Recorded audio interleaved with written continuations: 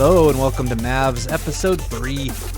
I decided we'll focus more on just the new stuff now that we've established a bit of a baseline for what's happening in the coin-op world, and that'll help move things along faster going forward. Also, one major correction. The Red Baron game we've been talking about was by Nutting Industries, and this is a different company than Nutting Associates.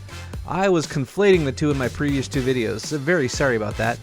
Nutting Industries actually became Milwaukee Coin Industries, or MCI, sometime in 1971, so we'll be looking for that rebrand. But Nutting Associates comes later with Computer Space. Okay, on to March 1971. I was thinking in order to provide a little cultural context, we could look at some of the events that happened in March in 1971. In movies, we have, on March 10, Vanishing Point. It was a car chase movie, often considered one of the defining films of the era. On March 11, we have THX 1138. That's George Lucas's dystopian futuristic movie, which isn't great, but it did put him on the path to greatness. Situation white.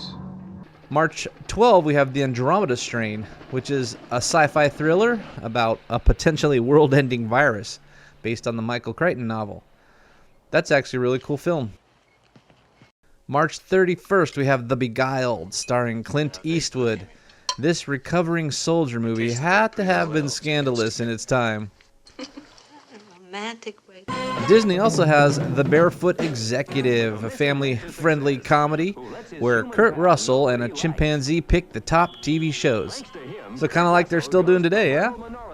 Sometimes you act really weird. Find out how that boy is doing it. Some other events. March 5th, Led Zeppelin performs Stairway to Heaven for the first time. On March 8th, Joe Frazier defeats Muhammad Ali at Madison Square Garden.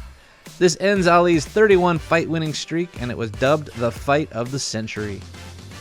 On March 15th, chat rooms make their first appearance on the ARPANET, and the first message was, I could save you 10% on your car insurance. March 30th, Starbucks opens its first coffee shop in Seattle's Pike Place Market, and they burn their first batch of beans on purpose in order to set a precedent. March 27th, Mariah Carey was born in New York City, and not the North Pole as commonly misunderstood. March 31st, the Force is with Scotland, where Obi-Wan was born. Earth name, Ewan McGregor. So all of that's going on in March. Let's see if there are equally exciting things afoot in the coin-op arcade and pinball business. Well, so first of all, the major games that are at the top of the sales list right now. We have a bunch of shooters. We have Sonic Fighter by Allied Leisure, Night Bomber by Chicago Coin, Target Zero by Bally, Flotilla by Williams, and Red Baron by Nutting Industries. And some of the other games at the top of the list right now are Stunt Pilot by Midway and Speedway by Chicago Coin, which is a driving game. Hey, look at that. Elton John wasn't gay back then? Oh, no, he says friends on the album, so he's just kissing his friend. The editorial is to tighten up on security. In 1969 alone, 50,000 vending machines were broken into, and the article talks about ways to lessen that potential. Here we have the new Firecracker Pinball by Bally.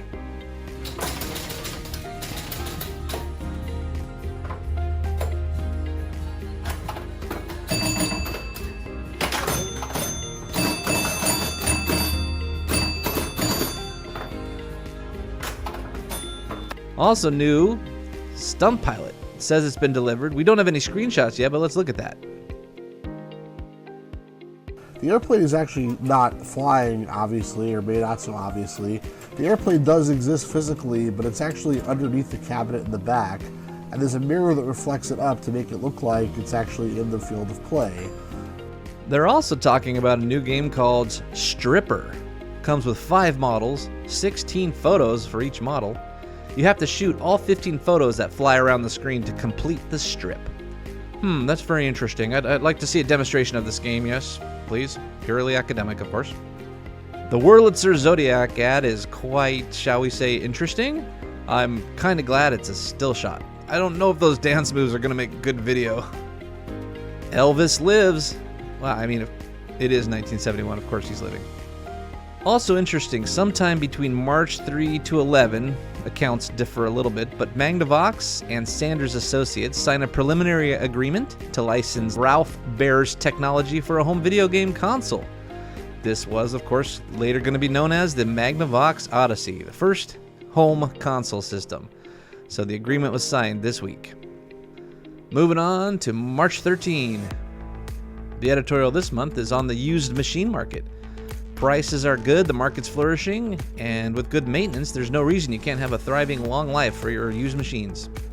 It's also the first mention I've seen of PRW's Attack game. It says the first shipment has gone out, but I'm not sure what that is. Gottlieb's Pinballs 2001 and Snow Derby are both doing well. Looks like Williams' Solids and Stripes Pinball is quite the game. It's in constant demand, and Williams is still shipping plenty of Flotilla and Chimaron games.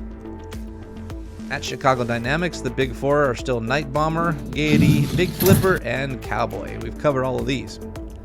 And the closing ad this week is the Rock-Ola 446 model. You can see they're targeting a high-class furniture look. But overall, pretty lackluster week, not much to showcase, so let's go on to March 20. This editorial is the copyright challenges. They instituted an $8 fee per jukebox per year to help reimburse the music industry, and then they started to tack on more fees on top of that.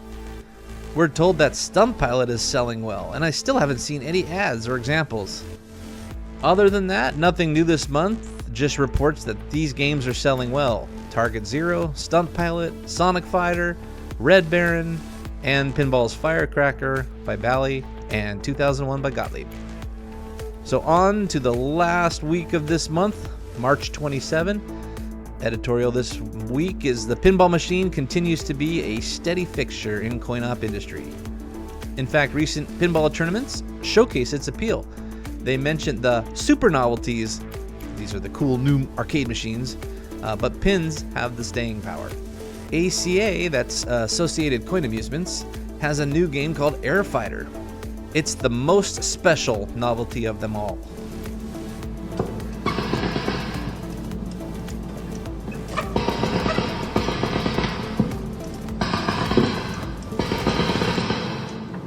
This week's ads, we see Sonic Fighter, Bally's Firecracker, Chicago Coin Speedway, and Rock-Ola again with their 446 model, the Furniture Jukebox. And I find it interesting that pinballs are doing well with the 2 plays per quarter model.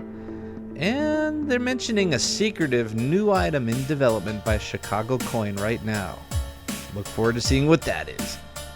And then sometime in the spring of 1971, we're not sure exactly when, but Nolan Bushnell and Ted Dabney, they form Syzygy Engineering, and they contact Nutting Associates to manufacture computer space. But it was sometime in March that Nolan Bushnell quits his job at Ampex to pursue making computer space full time. And again, that's Nutting Associates, not Nutting Industries.